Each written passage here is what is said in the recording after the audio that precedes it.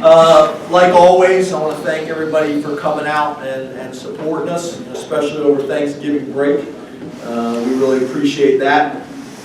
You know, we won the field position battle, we lost the turnover battle, had the long interception. Penalty battle, we continue to play really disciplined Penn State football.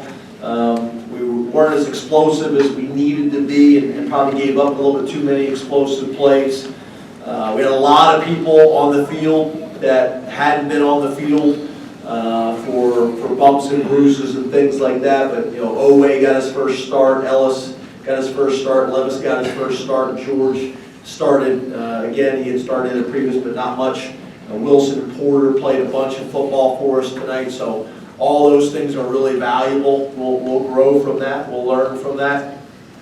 Obviously, Will Levis rushing for 100 yards. Journey Brown, you know, just continues to grow and get better. I know you guys are going to ask. We felt like we could have played Noah tonight, but he's not 100% still. And we worried if we played him tonight and he tweaked it again, then he would not be 100% for the bowl game. And with the depth that we have at the running back position, it allowed us to do that with him. But Journey Brown had his third career game with 2 or more rushing touchdowns. Blake Gillikin's 72-yard punt was phenomenal. Obviously, Journey Brown with 100 yards.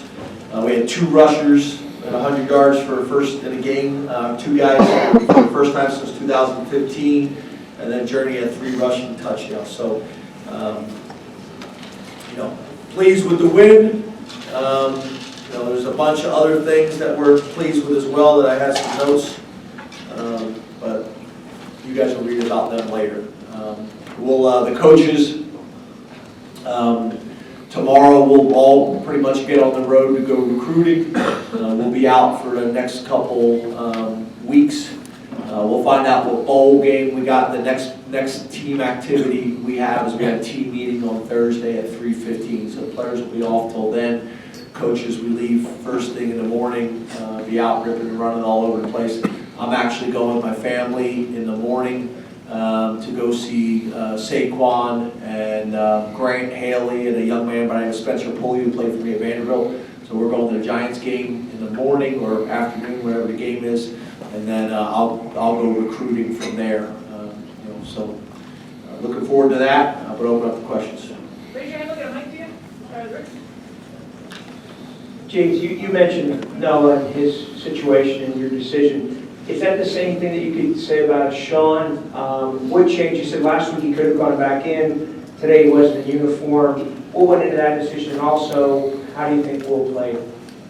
Yeah, it's hard to answer your question because there's some things that I'm not comfortable talking about. But basically, Sean could have played this week, but it would have changed how we treated him. Once we decided to treat him in a certain way, it made him unavailable this week, if that makes sense, without getting into specifics and details. So we just felt like rather than him each week gradually kind of losing mobility, that this would give us the best chance to get him back 100% for the bowl game. Plus it gives Will an opportunity to get out there and play. I thought last week, you know, obviously he went in a really tough situation and battled. I thought this week early on he was pressing a little bit, not just in the pass game, but in the run game, you know, missing some reads and things like that. But he ran the ball well, ran the ball hard and physical again.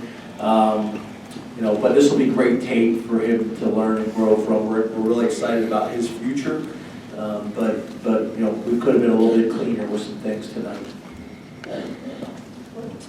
James, there is a statement, but then there is a question as well. The way college football works is people expect teams to beat certain teams by these huge numbers or what have you. The way college football works, or the That's the way a lot of people see it work. You got to win. You've said for years you're going to enjoy wins. Yep. So how do you balance? You won a game.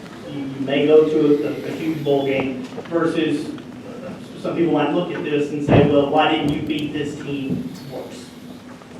Yeah, I mean, I get that, but what I also would say is every single one of you guys could probably look up 25 games this year that people were supposed to do something and lost.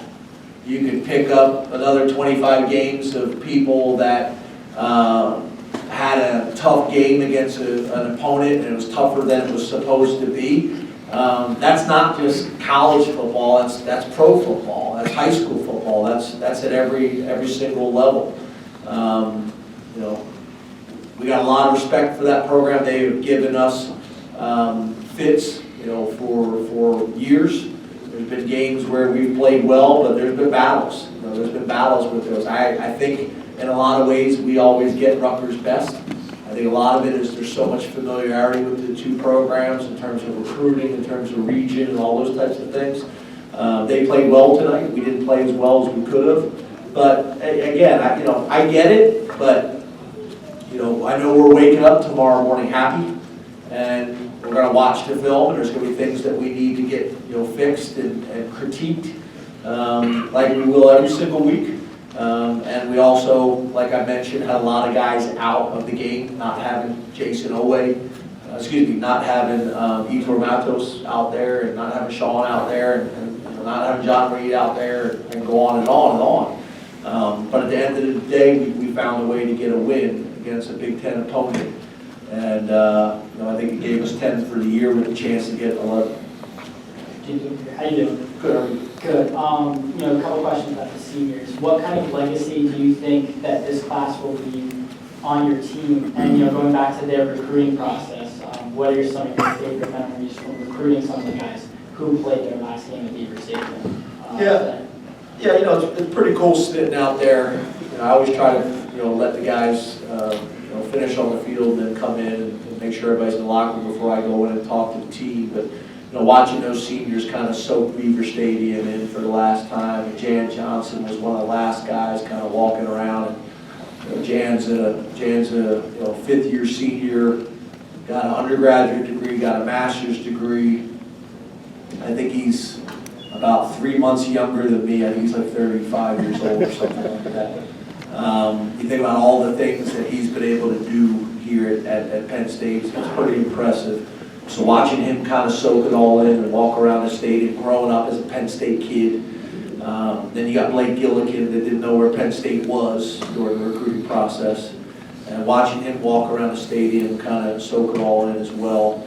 You know, and then guys like Yuri, you know, is in there and is full of emotion. And Jake Zembeck, full of emotion. You know, so it's pretty cool. You know, it really is. And we got something going really special here. And our kids believe that. You see it in the locker room, you feel it in the locker room.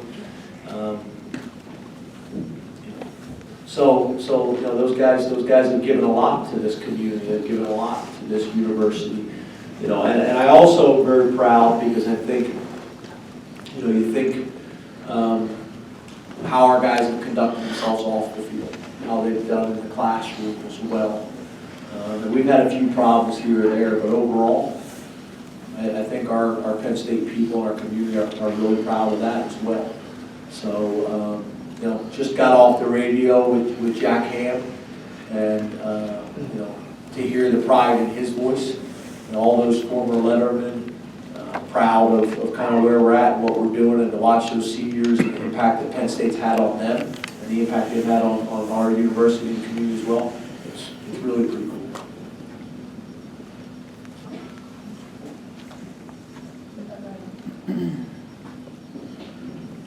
I'll go. You always speak so highly of Schuster. Any thought about putting him in on that last try? Yeah, our plan was, you know, we did that earlier in the week, is to kind of go victory and snap the ball and get all those guys in there and try to end the game, you know, on those terms. There's also that fine line that we got some young players, that we want to gain some experience as well. So, you know, bringing it up now that you say it, Mike, we probably should have. I think sometimes you kind of have some plans, but then as the game goes, you start kind of thinking in another direction. But we probably should have. James, speaking what you said about Jack Ham there, and also your name's been coming up at Florida State a fair amount lately, and even for openings that aren't open. Would you like to address any of that, and can you put an end to it? Yeah, I think I addressed it earlier in the year. There's nobody that would want this not to be talked about more than me. I'm hoping I'm hoping this thing's going to be over very quick. But like I told you, I love Penn State. I love our players. I don't see that changing anytime soon. So it's a little bit of the nature of college football, but I love Penn State. I love our players. I love what we're doing here. I don't see that changing anytime soon. And hopefully, all this conversation will be over very shortly.